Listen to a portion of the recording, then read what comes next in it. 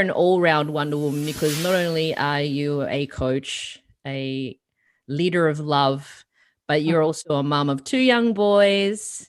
You're a businesswoman. You have a business with your husband that you both are the owners of and run. That's a big, list of responsibilities right there. It is. It's busy. Yeah. You wouldn't have it any other way, right? No, absolutely not. But you've taken more of a turn into the forensic healing part. So I'd like you to explain that a little bit more for our community, because it's also something that I want to start doing, and I think you'll probably do a better job of explaining it than I would. No worries. Yeah, so I came across forensic healing about 18 months ago now, probably coming up to 2 years ago. And I knew I was missing something. So with everything that I teach, and you would know this, Ria, like when you invest so much in yourself and then you get to a point where it's like, okay, we know the science behind everything of, where change needs to come from and how and why and those sorts of things. But I just found, especially when it comes to changing habits, you could follow the plan, which has been proven by science of how to break a habit. But if the plan's not followed, the habit's never going to change. And I was like, okay, well, this is to do with emotions and behaviors and beliefs. Mm-hmm. So I was searching and searching. I was like, I know there's something more that I need to learn about this side of change. And when I came across forensic healing, I literally got goosebumps. And I knew straight away, I'm like, this is it. This is what I need to do. And, it was one of those things that when you find that soul aligned thing that you need to do, that next big thing, and you do it, everything just falls into place, and that was the response that I got after signing up for forensic healing and completing my diploma there. Just the changes that happened, just with business, relationships, everything, just my whole world shifted again. So I knew that I was on track with what I was learning. It's been amazing. Yeah. Life-changing. I love it. I love it when we truly find, like, when we feel and we know in our heart that we're on the right course. Yeah. And that's why I know that that's something that I need and want to add to my arsenal. Yeah. But tell us a bit more about the practice itself. I mean, you and I, we both practice muscle testing, kinesiology aspect of things. So we've evolved from trainers into nutrition, into, the science behind movement and all these sorts of things. And then we've taken a twist into the mindset, growth, personal development, spirituality aspects, because we've seen firsthand that these things give us the answers without the guesswork, which is what I always like to say in terms of muscle testing. Well, hang on, let me not guess. Let's check in and ask the body, and then the body will give us the answer. 100%. So I feel personally that forensic healing is, again, that next step. Yeah.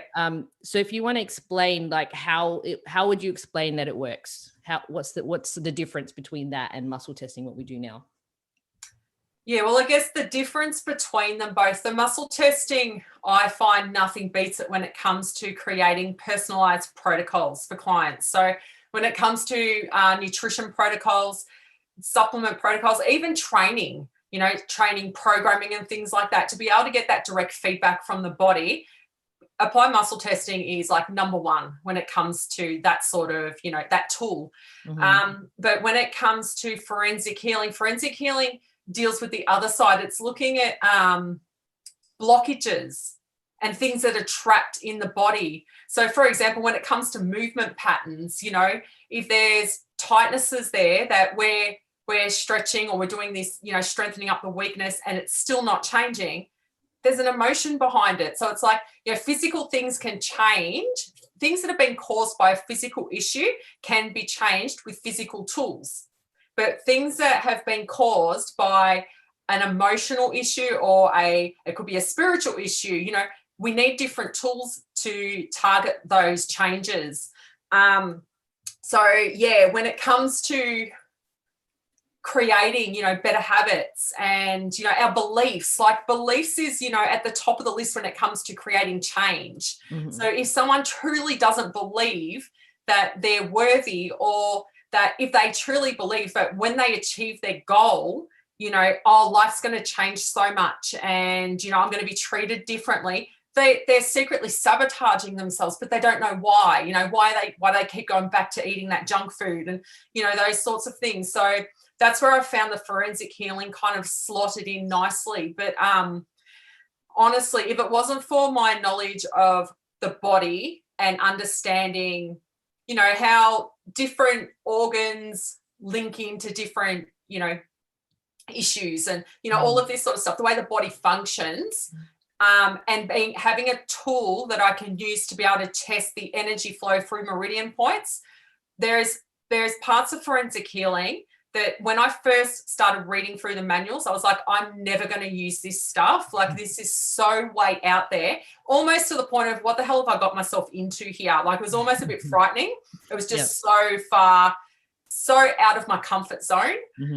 But it wasn't until like I'd have clients, because working with clients from our PT studio, usually it's to do with underlying health issues as well. So when we're supporting the body from that metaphysical aspect as well as the physical, you've got, a meridian point that you can work on. And if a spirit or soul pathway, healing pathway would come up, I'm kind of like, well, I have to just go with it because that's what's come through.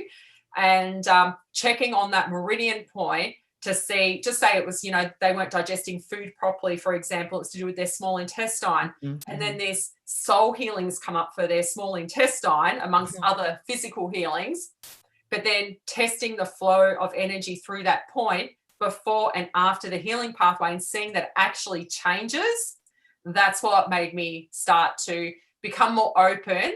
And, I had no choice but to accept that, okay, I have to drop the ego and I have to drop this fear. It's like a spiritual fear that I had of like, what am I getting involved in here? What is going on? I had to drop it because I couldn't deny the changes that were happening in the body.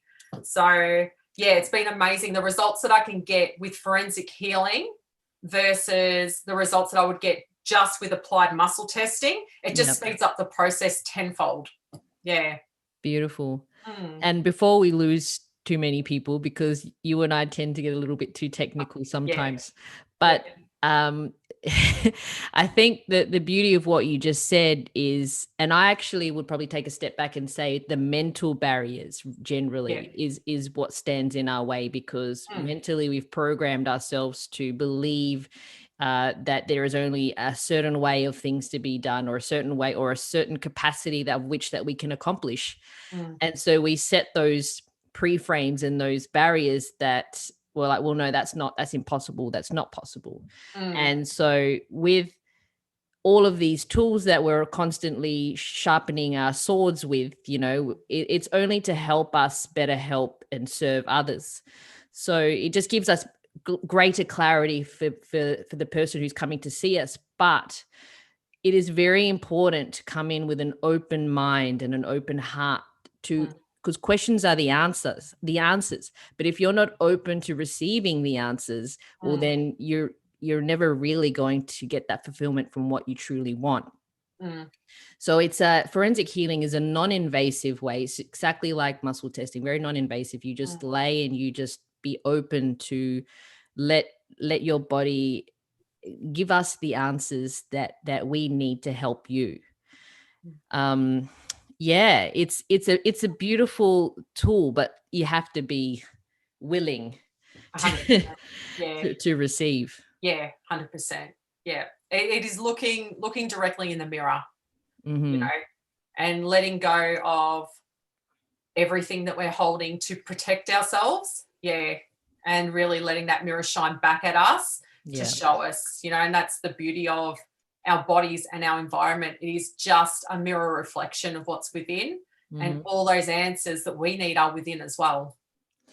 And this is the thing, we can stand here before you today and say, all right, we know how to identify when there's emotional trauma and blockages in the body. But this is only because, one, we're practitioners, and two, because we've actually experienced these things firsthand for ourselves. I've experienced emotional blockages in my shoulder. I went to see my remedial therapist, and countless therapists to try to like, there's something in my shoulder, I just can't release it. But it wasn't until I had that emotional healing that I was able to loosen that shoulder, and the same thing in my hip. So and also as a practitioner, having had that experience with the Reiki and releasing people firsthand on my massage table, you wouldn't believe it unless you see it or you experience it yourself.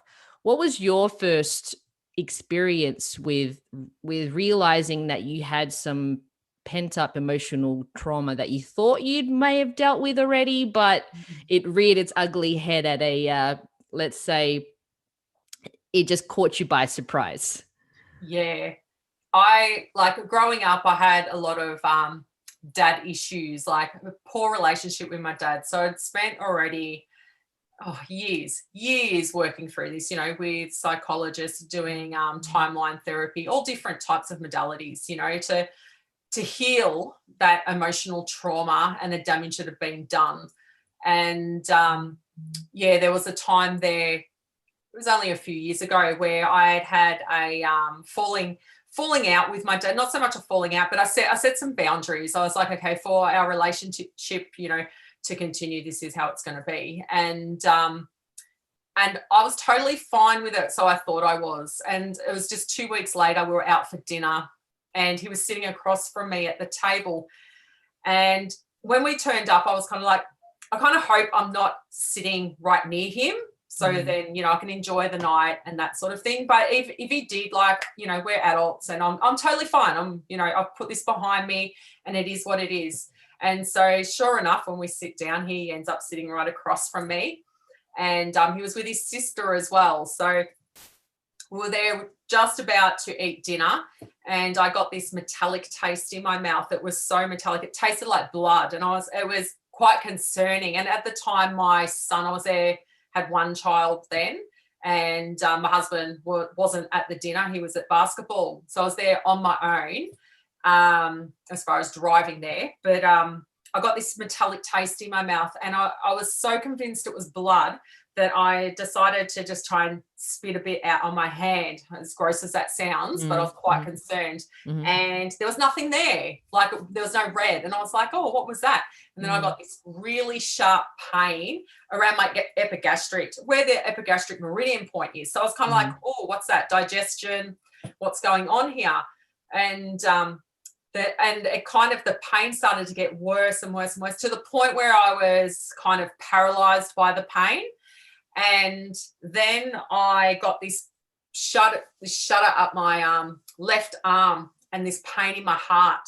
And I started to panic a bit because my dad has heart issues run in the family. And so having him and my auntie sitting across from me, all of a sudden, like, oh my goodness, and doing first aid by then probably 9 times over, the symptoms of a heart attack as well. But yeah, I was kind of like, heart attack, panic attack, what is going on here? And my skin was white, and I was clammy. Like, I've never seen my skin so pale, it was ghost white.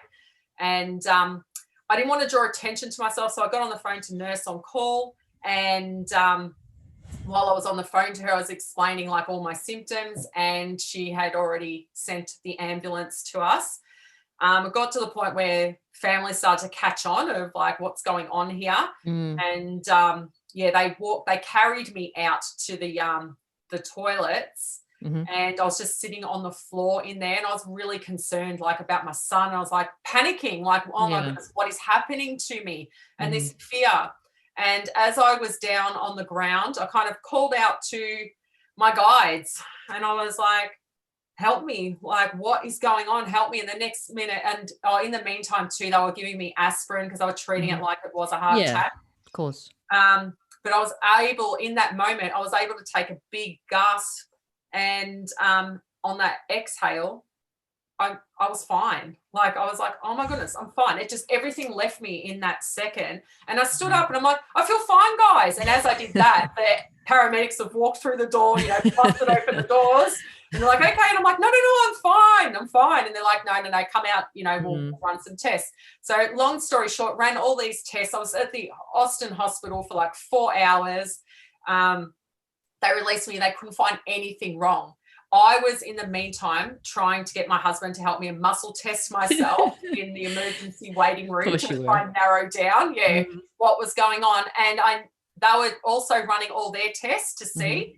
I'd narrowed it down to gallbladder. And by the end of the night, they'd also said gallbladder. So they sent me off with, they just said, go and get a CT scan on the gallbladder, which I went and did. And that also came back clear, no issue. So that was the incident that really started to make me look into the other side. And so I started researching metaphysical, meaning behind the gallbladder. And it was all to do with anger. So this was built up anger that I was suppressing. And this is the thing with the body, right? And the mind. The mind tells us, oh, you're fine, you're fine, you're fine. The body can't keep up with that. The body will play along and go, yeah, I'm fine. But then these symptoms are going to show up. And that's actually what happened in that moment. So I knew that there was more anger to be addressed there. I was shutting it down. Yeah. So what did you do to combat that? Or was that just did you just take that as a sign now to that there was more that you needed to There was more work, more layers, and this is the thing with like healing ourselves and working through, unfortunate circumstances and trauma and, all of these things. There's so many layers to it. So it's just another layer to keep working through. Yeah. That's an important tip. That's an important thing. I don't want to skim over that because even in my own experience, I feel like I've done a lot of work on past traumas and things in my life. And then you find another layer and you're just like, I thought I was done with this. Like I thought I've done all the things. And it's not necessarily a bad thing. I think only recently I've just learned to accept that it's okay to discover more pain to past pains. Yeah. It's all part of the healing process. It's like the layers of the skin. It's like what we see on the external, there's many, many more layers underneath that we don't see that need to heal when we are wounded and etc. So don't feel like, oh, I thought I've done all the work. I've seen, all the professionals that have helped me. I thought I was done with this. If you find another layer, just appreciate it, how far you've come beyond that. Yeah. And having gratitude for it as well, and that can be really hard, but it's like, as this pain comes back up to the surface, it's like, that's another, turn your pain into power, step into that, Yeah. And it's appreciating that journey and going, thank you. Like, thank you to my body for showing me that there was more to be released. This is all part of us healing ourselves and, aligning ourselves more of like our soul mission, it kind of almost, it falls into that, what are we actually here for? What lessons are we here to learn? Yeah. Yeah. I think it's important to embrace our wounds and turn them into wisdom. Yeah. And so what would you say then if someone suspected that they perhaps were holding trauma or emotions within their body? Like what would be a sign of that, do you think? Yeah, so different types of pain, like physical pain. So it could be, in the joints, it could be muscular pain. And if you're going to see, like you mentioned earlier, seeing, massage therapists and having all of these different types of treatment and there's still no release or it keeps coming back, there might be an emotional layer to that. It can be with digestive issues. They can show up in so many different ways, inflammation in the body. Like there's so many different symptoms that show up from trapped emotions and trauma that we've kind of put a lid on. And this is where it goes even more crazy because sometimes it can be beyond this lifetime as well. So like past life. Yeah. All right, maybe we won't open that can of worms. No, we won't go down that That path. Definitely helped me, but like, let's maybe not open Pandora's box today. But that was the thing when I was getting the remedial on my shoulder. I knew because I am a remedial. I was like, I'd done the work on myself. I'd had someone I trust do the work on me, and I'm like, there's got to be something else here. And I think if I can give anyone some suggestion that before you go down the surgery path and think, oh, well, there must be something surgical, it has to be mended that way, try an alternative way of trying to find a remedy for it. And you just never know. You might surprise yourself. 100%. Yeah. I know. Well, this is the thing, how many people are getting their gallbladder out? Yes. Yeah. Many. Yeah. And then how many people are holding on to anger? Yeah. Yeah. There's so much to it. So much to it. So Annette, we were talking about how the blockages can be felt in the body, and the emotional and I guess spiritual side of it, but how can it also present itself physically in the body and also create those barriers and limitations in our physical abilities? Yeah, well, possibly to in our physical actions. So something that I found at a stage in my life where I really needed change, I began running, and cardio was my outlet. And it's funny when you think about running, you're running away from something. And it's like every day I had to run. And then when I joined the gym, I would absolutely thrash the cardio equipment. But when I look back now, it was me trying to release those emotions like that was trapped in me, because physically, like, it's stored in the muscles. So that's why exercise felt so good too, because it was a release. It was me, pounding the equipment. Even when I started weight training, it was that expression of, pushing, lifting, pulling, all of those things. Every time it was like, kind of like, oh, like, it was just that release, of allowing us to release that emotion. So that can definitely be a way as well, and a great tool, a great tool. I've been there, and as you say that, I go back there and I just remember like how good it felt to just snatch weights and you're smashing yourself and you're thinking this is for the greater good of all, and then you break down and then injury happens. But it happens all the time. I'm sure you've had a million people come to you as I have to me, and they're just I'm like they want to smash themselves and they want to go smash me. I want you to smash me. Basically. So in your experience then, so when did you realize that there was another reason or there was another layer to the reasoning behind this? I was depressed. So it was like mental health started to show up. It was like I was pushing myself, and I was so happy at the gym, I was going morning and night like it was my life. But when I wasn't at the gym, I wasn't happy. It was like I was so unfulfilled, and that's where I knew there was work to be done, more work to be done. It's like, to have that peace in all areas of your life, not just feeling that fulfillment when, you're out there smashing yourself. It's being happy and content just in your day-to-day, your norm, your life. So if there's parts of my life, it was like, for example, that moment of walking into my front door at home, it was kind of like, okay, I'd left my day job behind and I was free. I saw myself as free walking out those doors. But then when I opened the door to my own life, it was kind of like, oh, now what? I was just, I just felt something was missing. So it was depression. It was depression that underlined that. But for me, my depression wasn't so much a chemical imbalance. It was because of the way I was living my life. Like it came to my beliefs. It come back to my beliefs. It was me believing that I had to live a certain way to be approved, by others, and live up to, a higher standard of living, or, what was acceptable by, those who I respected. So I realized at age 30 that I'd been living a life where I completely denied my own happiness and my own needs because I thought I was doing the right thing. And I was always putting myself second. So that was the cause of my depression. So by addressing that, that's what got rid of, the mental health issues that I was suffering with as well. Wow.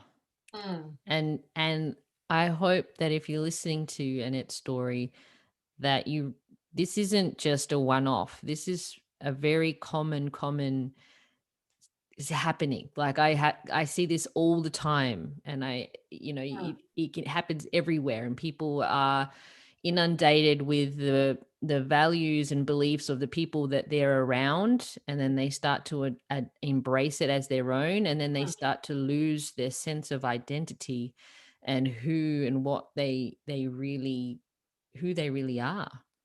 And I think that's what really opened me up to let's say that outer layer of seeking alternative therapies, because I knew I was doing everything I possibly thought I could do, all the different therapists, you know, the chiropractors, I was doing all of those sorts of things, but there was still just unexplainable pain within me. And it was just by going in and with an open mind and allowing myself to explore was when I was able to really make some headway and make some changes and discover who I truly am at the core.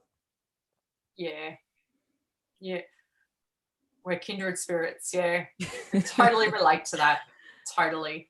And I have to admit too, like the fear as well, letting go of that fear. You know, for me, it was fear that was stopping me from seeking the healing that I needed and the help that I needed, you know, to pull myself out of from where I was, the conditioning and the programming, you know, that had kept me, that got me to where I was. But you know, when you're at that point, you know, because you get to a point where it's like, I can't continue anymore. I had no choice. Yeah, had no choice but to break out of this mold that I was in, and at whatever cost. I got to a point where it's like, I can't afford to not change right now. I can't afford to not take this risk and step into this unknown area. But you know, that's where all the blessings came. Yeah. That's where growth is usually birthed. Yeah. And unfortunately, it takes having to hit rock bottom. Yeah. To actually, because you've got nowhere to look but up or out. Exactly. Yeah. And it's hard, because I wish nothing more than to prevent people from reaching that point. Yeah. But that truly is where that growth really comes from. And I think that's when I speak about summoning your superhuman. It's those times where you feel like there isn't any more, or I can't, or this is impossible. And then you just out of nowhere discover this inner power to achieve a higher level. So you were just about to touch on that. You were speaking about this point where you were about to burn the ships. Like the ships, actually, the ships were burnt. There is no plan B now. No. It's this or nothing. So exactly. Yeah, it was a point where it was like, you know, it like, without spending time going into where I was at that point, but it was to do with my beliefs and a religion that I was caught up with. And in my mind, if I walked away from that religion, I was dead anyway, you know? So, but the point I was at that time was I was so depressed and miserable doing the right thing that I didn't even want to live anyway. And so I was like, what type of life is this? I may as well just go and do my thing. And if I get a year or two of doing my thing and then I'm dead, at least I've got a year or two of actually living happy, you know? So it was that risk at that time. I truly believed that was the step I was taking. Little did I know that by taking that step, it broke me out of the beliefs and the conditioning, because I started to live my life. I started to do the things that brought me fulfillment. I found my passion and I just followed it. And from there, everything happened. You know, I created a business that was successful. I kept investing in myself and developing myself. And it wasn't until it was almost like 7 years into that journey was when I found out that the religion I was involved with was actually a cult, you know? So, and I'd never gone outside the research that the organization had produced because of fear that was, you know, drummed into me. Only listen, you know, it was our research. We've got everything. We've got all these publications. You know, you want research? Here, look at that book. Look at that book. Go to the Bible. All of this sort of stuff, right? It was all interwebbed and laced in to keep us trapped. So I took that step that was like, I'm going to die anyway. It was by doing that I found my path, and then realized, and when I found out the real truth, that, you know, I was like, oh my goodness, you know, and how lucky am I that I just got out, and instead of putting my time and energy into trying to prove what I was doing was right, like, and making sense, I just followed my heart, you know, and let my heart and my soul lead me. And, you know, that's where sometimes this false sense of peace comes up as well. So sometimes peace, we think that, you know, peace is, you know, just making sure everyone else is happy around us, and then there's peace. Well, when you do that, you've got disruption in your body. So, you know, sometimes the peace is walking away from something and not putting energy into something that's broken or not working for you, putting your energy into something else that, you know, is going to fulfill you. Yeah. It's beautiful. I love, there's so many things there that I could touch upon. It's fear, you know, fear is the biggest preventer of any of us taking the steps forward that we know in our heart that we want to truly be doing.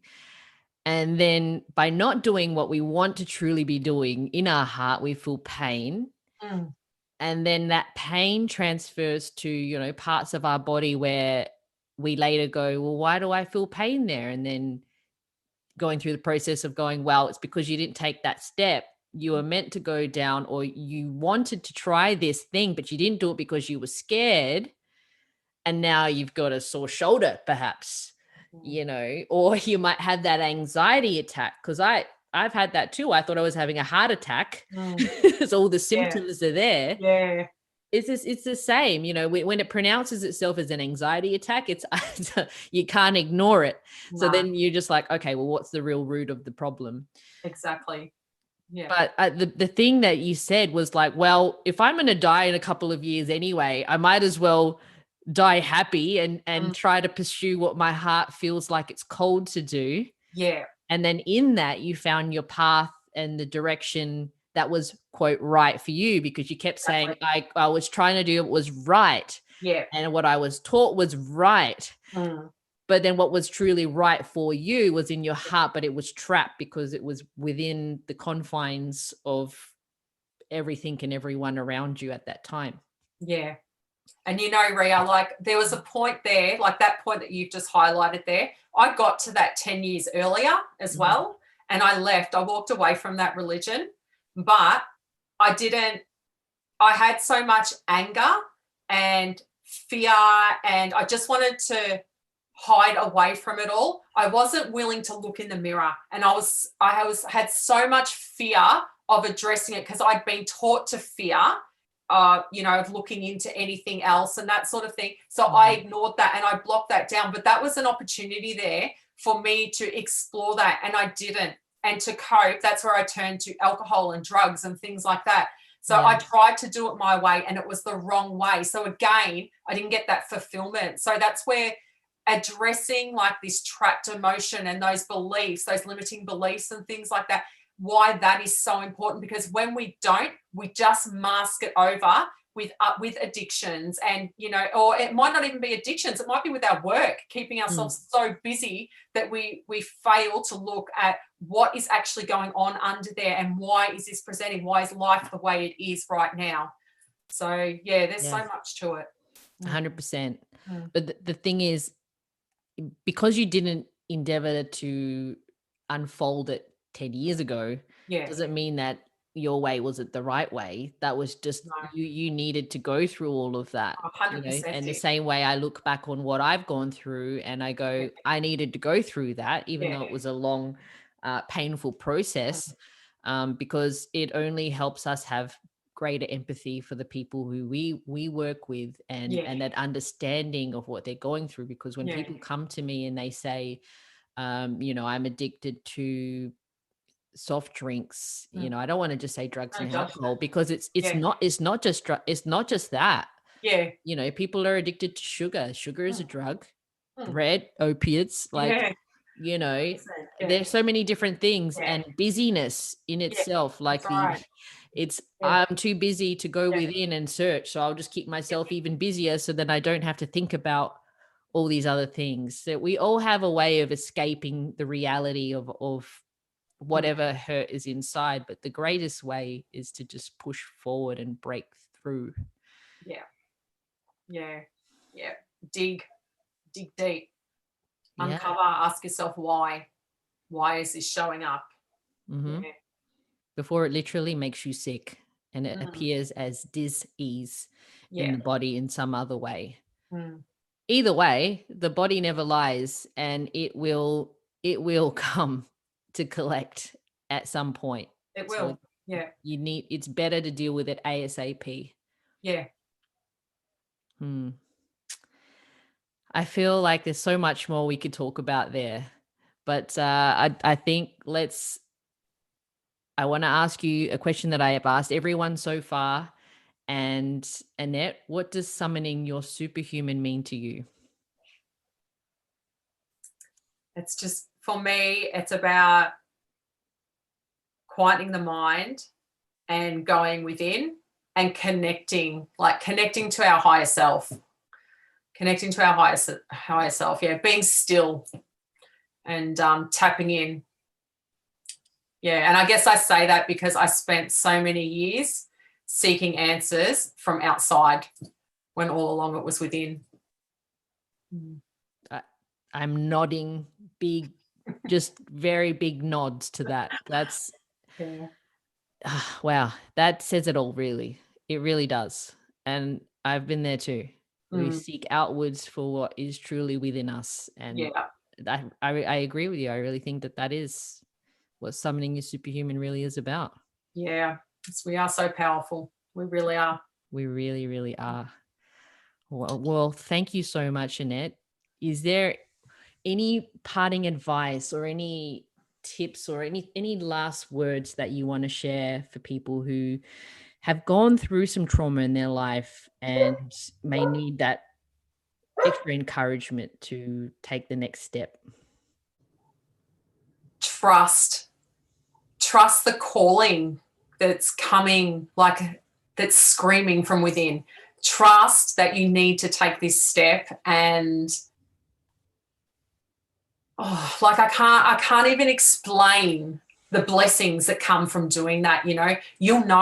You'll do it, and it will just feel right when you do it. You will feel free by doing it, and just follow that guidance, because your body, the environment around you, everything is reflecting what is within you, what needs to be changed. So use that. That's your inner compass. Follow that, and it's the light.